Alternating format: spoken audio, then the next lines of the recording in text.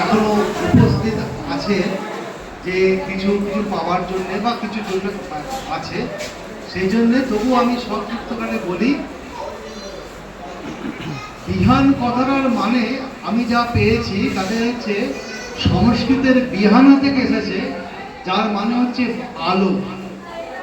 এবং এই যে মানুষগুলোকে আলোয় ফেরানোর চেষ্টা, তাই নামটার সঙ্গে কার্যক্রম যে একাধিক একবারে মিলে গেছে, তার জন্যে আমি প্রথমে এই কার্যক্রমের জন্যে এর কর্মকর্তা, উৎসাহী কর্মীবৃন্দ এবং সবাইকে এই সময় উপযোগী, মানবিক এবং আমাদের সর্বাঙ্গীন প্রয়োজনীয় একটা কাজ করার জন্যে আজকে এই বিধান শিশু কল্যাণ সমিতির যে এই অবহেলিত শিশুর কথাটা শুনে আমার এখানেই মনে পড়ে গেল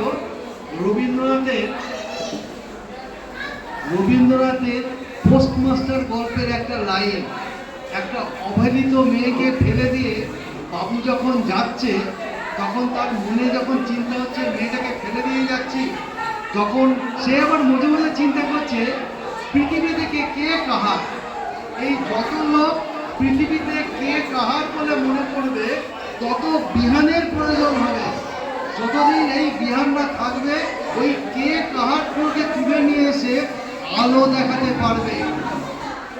আমি যতগুলো ধর্মগ্রন্থ পড়েছি, তাতে হিন্দুই হোক, মুসলিম হোক, খ্রিস্টান হোক, সবাইকেই দেখেছি শিশুদের, অবহেলিতদের এবং এতিমদের রক্ষা করার জন্য বিশেষ প্রয়োজনের কথা বলেছে। আপনারা কি কেউ লক্ষ্য করে দেখেছেন এই পৃথিবীর বুকে যতগুলো স্তন্যপায়ী জীব আছে, তাদের মধ্যে মানুষের শিশুরা সবচেয়ে বেশি পৃথিবীতে আসে অসহায় হবে, এবং তাদের এই অসহায় ভাবটা দীর্ঘকালীন। তার দুটো কারণ আছে।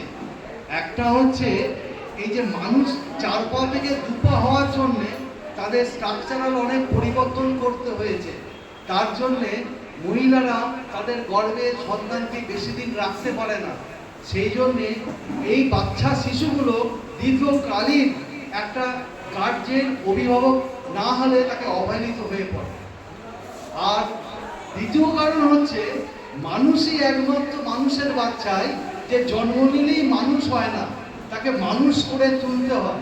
যে কথাটা আমাদের এক্ষুনি উনি বললেন যে ওদের পড়াশোনা করতে হবে, এই যে মানুষের বাচ্চা জন্ম হলেই মানুষ হয়ে হয় না, তাকে মানুষ হয়ে উঠতে হয়। এই মানুষ হয়ে ওঠার যে জায়গাটা, সেই জায়গাটার জন্যে একটা লোককে দাঁড়াতে হয়। বিশেষ করে যারা অবহেলিত শিশু, নানাভাবে চ্যালেঞ্জ শিশু, এবং আপনারা বিহানরা আমি যে কাজটা করছেন, এই কাজটা সর্বাঙ্গীন কারে মানবিক শুধু নয়, যুগ উপযোগী। আমি 35 বছর বিভিন্ন জেলায় জজ ছিলাম, এবং শেষ 5 বছর, 5 নয় 10 বছর আমি পশ্চিমবঙ্গের অধিকাংশ শিশু আশ্রম, স্ট্রিট চাইল্ডদের আশ্রম, পাগলদের আশ্রম আমি সব ভিজিট করেছি আমাদের সুপ্রিম কোর্ট আদেশ অনুযায়ী। এবং সেখানে যদি আপনারা দেখেন, আমাদের নিজেদের মানুষ বলতে লজ্জা লাগবে যে ওই বাচ্চাগুলোকে কিভাবে রাখা হয়। বিভিন্ন কারণে হয়, সেটা কোনো রাজনৈতিক কারণ নয়, বিভিন্ন কারণে। অন্যতম প্রধান কারণ সামাজিক কারণ, এবং মানুষের বাচ্চাকে মানুষ করতে পারলে মানবিকতা দরকার।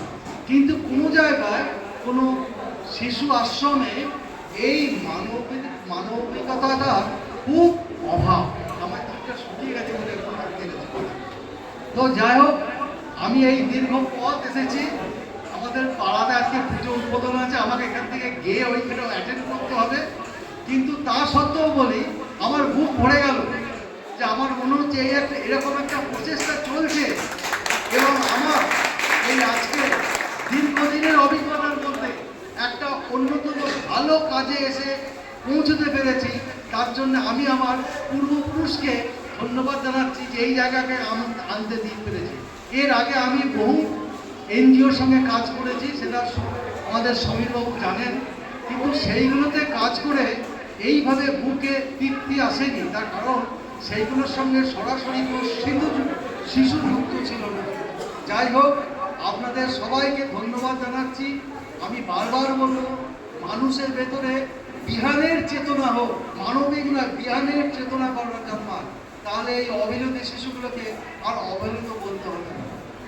এইখানে বলেই আমার এই বক্তব্য শেষ করলাম এবং আপনাদের সবাইকে আরেকবার ধন্যবাদ জানাচ্ছি।